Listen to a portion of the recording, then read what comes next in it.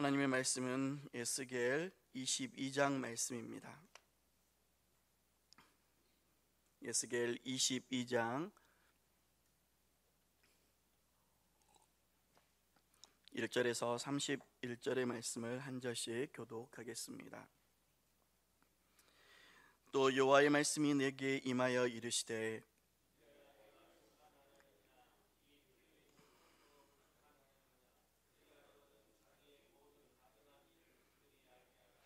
너는 말하라. 주 여호와께서 이같이 말씀하셨느니라. 자기 가운데에 피를 흘려 벌받을 때가 이르게 하며 우상을 만들어 스스로 더럽히는 성아,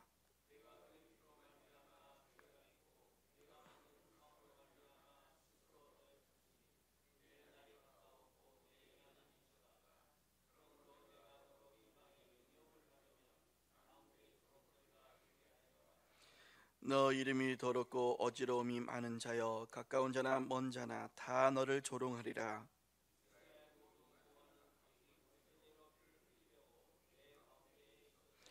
그들이 내 가운데에서 부모를 업신여겼으며 내 가운데에서 나그네를 학대하였으며 내 가운데에서 고아와 가부를 해하였도다.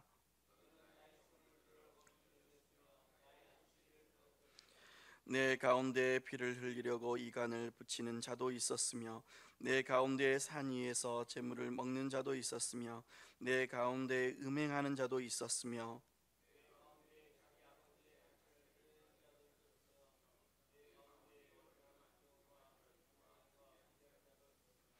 어떤 사람은 그 이웃의 아내와 가증한 일을 행하였으며 어떤 사람은 그의 며느리를 더럽혀 음행하였으며 내 가운데 어떤 사람은 그 자매 곧 아버지의 딸과 관계하였으며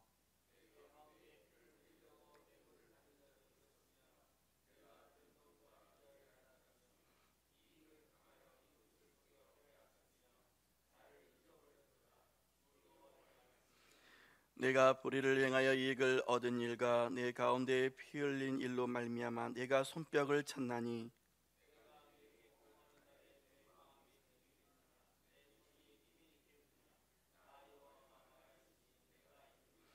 내가 너를 문나라 가운데에 흩으며 각 나라에 해치고 너의 더러운 것을 내 가운데에서 멸하리라.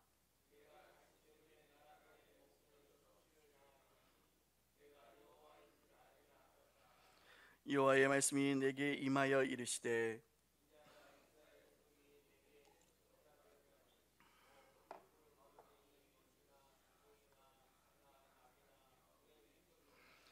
그러므로 주 여호와께서 이와 같이 말씀하셨느니라. 너희가 다 찌꺼기가 되었은즉 내가 너희를 예루살렘 가운데로 모으고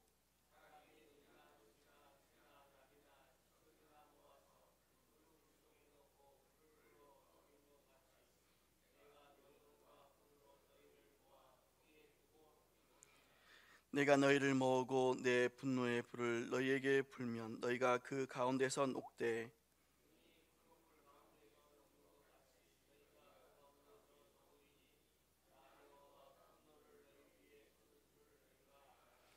여호와의 말씀이 내게 임하여 이르시되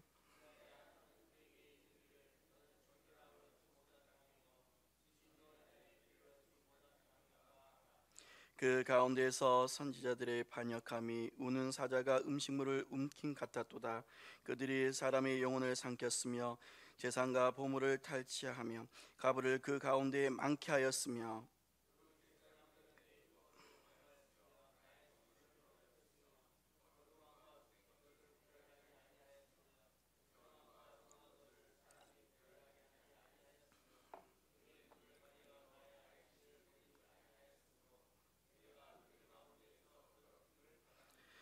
그 가운데 그 고관들은 음식물을 삼키는 일이 같아서 불의한 이익을 얻으려고 피를 흘려 영혼을 멸하거늘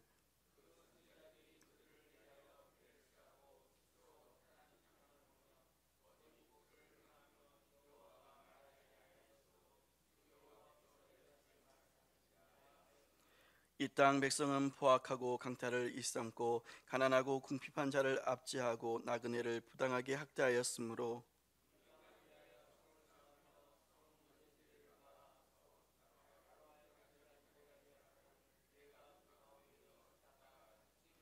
함께 읽겠습니다. 내가 내 분노를 그들 위에 쏟으며 내 진노의 불로 멸하여 그들 행위대로 그들 머리에 보응하였느니라. 주 여호와의 말씀이니라. 아멘. 오늘 본문 에스겔 22장은 하나님께서 제약의 도성을 향해 내리신 무거운 선언입니다. 그러나 그 시작은 20장에서부터 이어진 흐름에서 이해해야 합니다.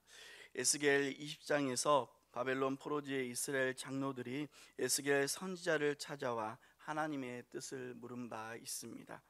그들의 발걸음은 어쩌면 회복과 위로를 기대한 것이었지만 하나님은 그들의 과거와 현재를 꿰뚫는 책망으로 응답하셨습니다. 하나님을 배반하고 반복된 우상 숭배와 언약의 파기, 하나님은 그들의 본질이 여전히 바뀌지 않았음을 지적하셨던 것입니다. 이어서 21장에서는 하나님의 인내가 끝났고 칼이라는 상징으로 공의의 심판이 선포되었습니다. 다윗 왕조조차 더 이상 면죄부가 될 수 없었습니다. 하나님은 자신의 거룩함을 회복하시겠다고 단호히 선언하셨습니다. 그리고 오늘 본문 22장에 이르러 하나님은 예루살렘의 제약을 더욱 구체적으로 드러내십니다. 개인을 넘어 공동체 전체가 타락했고 정치 지도자, 제사장, 선지자, 백성 모두가 각 자리에서 하나님을 저버렸습니다. 성읍은 무고한 피와 부정으로 가득 찼고 정의와 공의는 무너졌습니다.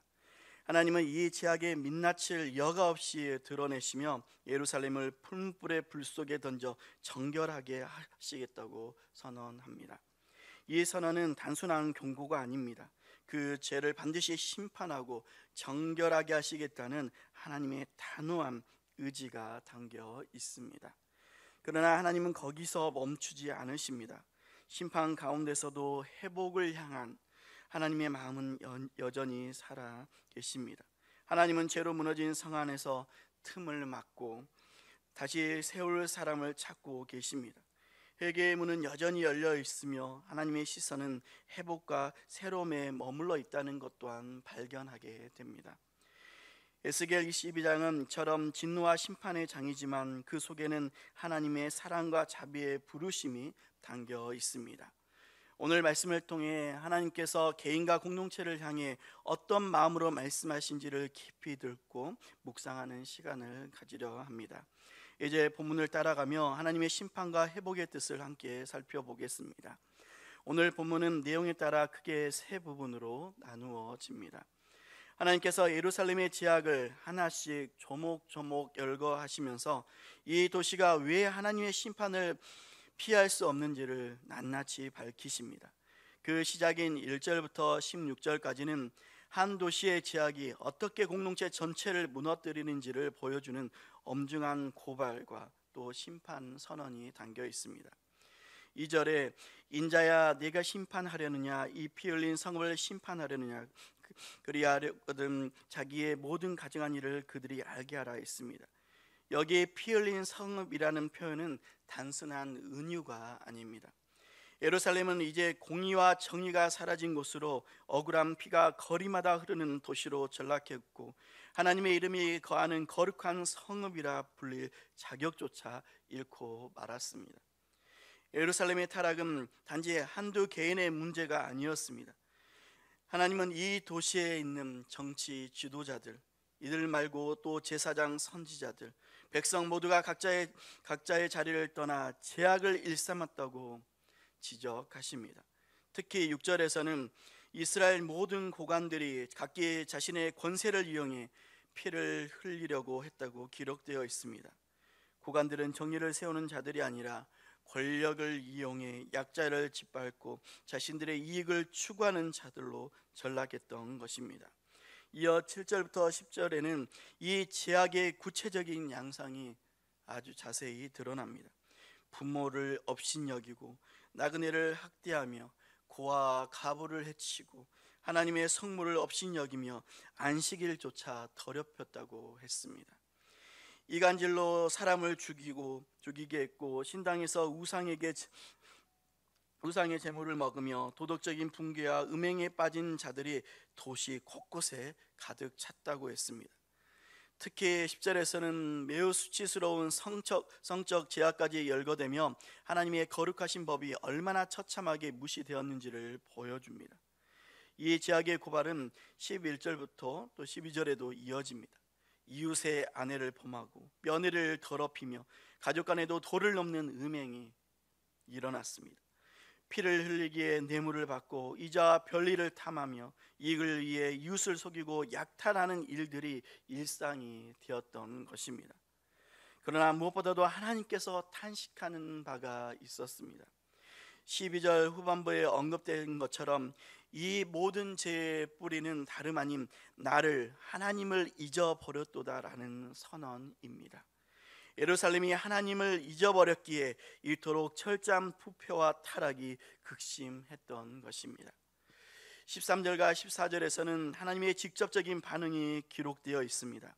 하나님은 그들의 불의와 피 흘림을 보며 손뼉을 치셨고 이제 내가 내게 보응하는 날에 내 마음이 견디겠느냐라고 물으십니다.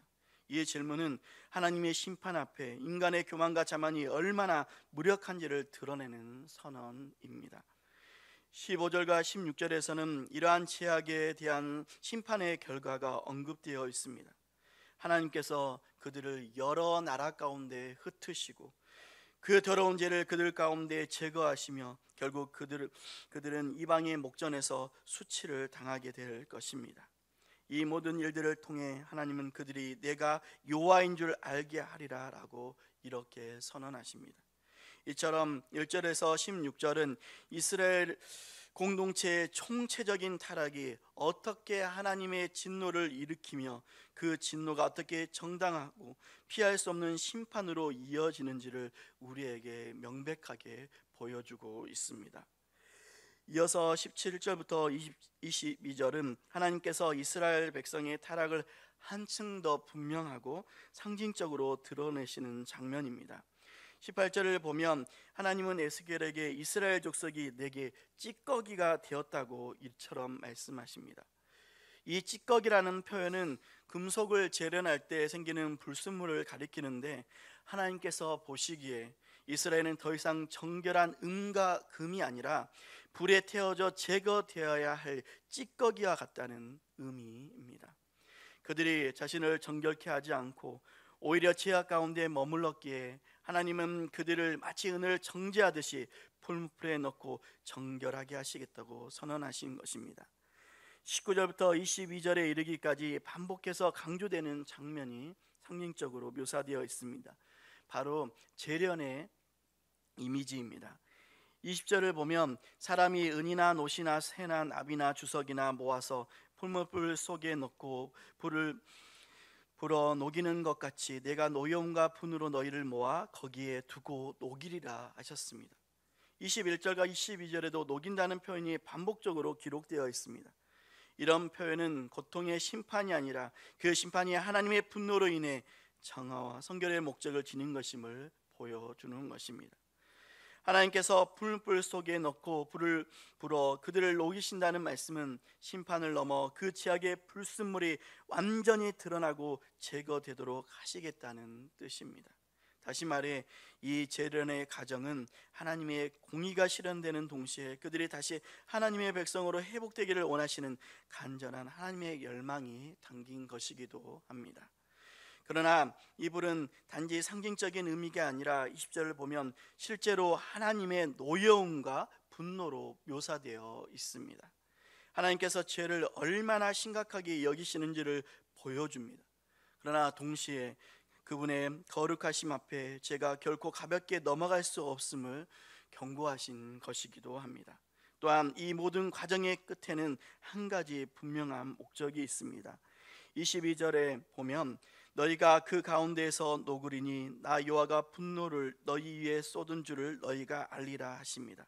결국 이 심판을 통해 하나님은 그들에게 내 자신이 누구인지를, 그분의 거룩하심과 주권을 분명히 그들에게 알게 하시려는 목적이 있었음을 알게 됩니다. 이어 23절부터 31절은 예루살렘이 왜 하나님의 심판을 피할 수 없는지를 더욱 뚜렷하게 보여주는 대목입니다. 선지자와 대사장, 고관과 백성 모두가 각자의 자리에서 타락했음을 낱낱이 드러내십니다. 먼저 선지자들은 하나님의 말씀을 대언해야 할 자들이었지만 이들은 마치 먹잇감을 노리는 사람처럼 사람의 영혼을 삼키며 재산과 보물을 탈취하고 약자들을 수단 삼아 부를 쌓았습니다. 하나님의 뜻을 말하지 않았음에도 주 여호와께서 말씀하셨다는 거짓된 이상과 예언을 퍼뜨리며 백성을 미혹했습니다. 제사장들 역시 제 역할을 저버렸습니다. 하나님의 율법을 범하고 거룩한 것을 속되게 하고 정결함과 부정을 구별하지 않았습니다. 안식일조차 지키지 않았고 그로 인해 하나님은 제사장들 사이에서 더럽힘을 받으셨다고 이렇게까지 말씀하십니다. 하나님의 이름이 드러나야 할 곳에서 오히려 하나님의 거룩하심이 질파되었던 것입니다. 고관들 역시 타락했습니다. 이들은 정치적 권위를 이용해 피를 흘리고 불의한 이익을 위해 영혼을 멸하는 일을 서슴지 않았습니다. 권력은 정의를 세우는 도구가 아니라 강탈과 억압의 수단으로 전락하고 말았던 것입니다. 결국 29절을 보면 백성 전체가 이 제약의 영향 아래 놓이고 말았습니다. 온 땅은 포악과 강탈로 가득 차고 가난하고 궁핍한 자를 압제하며 나그네를 부당하게 대했습니다. 이처럼 공동체 전체가 하나님의 공의와 정의와 긍휼을 잃어버리고 말았습니다. 그런데 절망 가운데에서도 하나님은 여전히 찾고 또 찾으셨던 것이 있었습니다. 30절에 이 땅을 위하여 성을 쌓으며 성 무너진 데를 막아서서 나로 하여금 멸하지 못하게 할 사람을 내가 그 가운데에서 찾다가 찾지 못하였다고 말씀하십니다. 30절은 하나님의 마음이 담긴 탄식과도 같습니다. 이 구절은 하나님의 공의와 자비가 만나는 지점에서 울려 퍼지는 또한 부르심이기도 합니다. 하나님께서는 죄로 무너진 도시를 향해 심판을 선언하셨지만 그 심판을 멈추기 위한 사람을 찾고 계셨던 것입니다.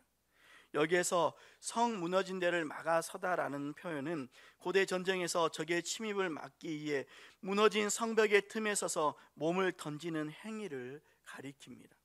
다시 말해 하나님의 진노와 백성 사이에 서서 중보할 사람, 하나님의 뜻을 알고 그 뜻에 순종하며 백성의 제약을 안고 하나님 앞에 엎드려 기도하는 사람을 가리킵니다. 그 사람은 제 가운데에 있는 공동체를 향해 하나님의 말씀을 담대하게 선포하고 동시에 하나님의 긍휼을 구하며 그 틈을 메우는 자, 바로 그를 가리킵니다. 그런 중보자의 존재는 하나님의 심판을 멈추고 회복의 문을 여는 열쇠와도 같았습니다. 하나님은 그런 사람을 찾으셨지만 결국 찾지 못하셨기에 진노의 불이 임하고 말았습니다. 오늘 살펴본 에스겔 22장은 그 옛날 예루살렘의 비극을 기록한 단순한 역사가 아닙니다. 이 말씀은 오늘을 사는 우리에게도 경각심을 불러일으키는 말씀이기에 충분합니다. 하나님께서는 지금도 죄로 무너진 이 세상 한가운데에서 그 틈을 막아설 사람, 그 사람을 찾고 계십니다. 예배의 형식은 있지만 거룩은 사라지고 교회는 있지만 세상의 빛과 소금 되기를 주저하는 이 시대 속에서 하나님은 여전히 중보자 한 사람을 찾고 계시고 부르시고 계시다는 점을 우리는 기억해야 할 것입니다.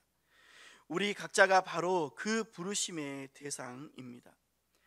하나님은 부모로서, 직장인으로서, 또 성도로서 각자의 삶의 자리에서 하나님 앞에 엎드려 공동체를 위해 기도하고 말씀을 따라 살아가는 틈을 막을 사람을 찾고 계십니다.